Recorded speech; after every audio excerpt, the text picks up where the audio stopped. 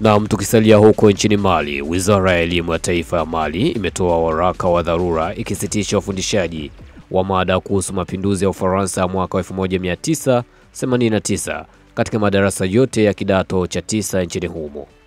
Uamuzi huo ulitangazwa rasmi Alhamisi Oktoba 9 mwaka 2025.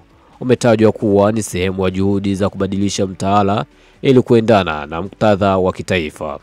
Waraka huo uliosainiwa na Katibu Mkuu wa Wizara, Boubacar Debele, ameelekeza wakurugenzi wote wa taasisi za elimu na vituo vya uhaishaji wa elimu kuhakikisha somo hilo linaondolewa mara moja kutoka katika ratiba masomo.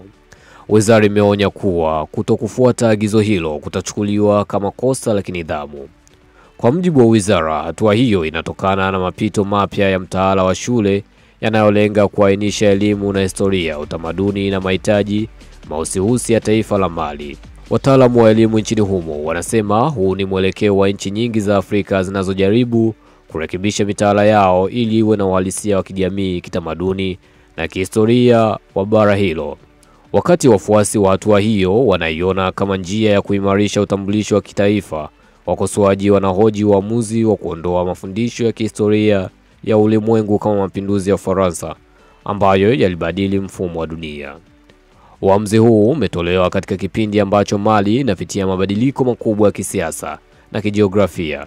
Nchi hiyo ambayo ni mwanachama wa muungano wa nchi za Sahel AEC ilitangaza kujiondoa rasmi kutoka shirika la kimataifa la nchi zinazozungumza Kifaransa OIF mwezi Machi mwaka huu.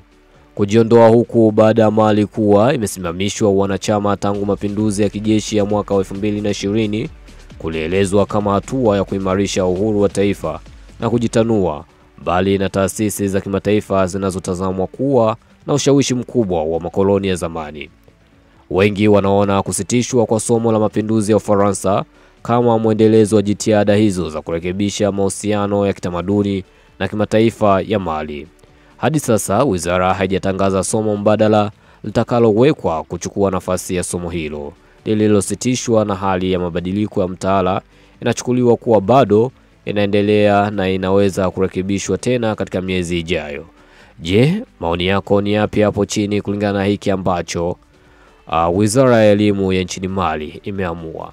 Dondosha hapo chini sema comment. Mimi naitwa Mr. Baro, the king of all black men, _ the worldwide one, that's my name.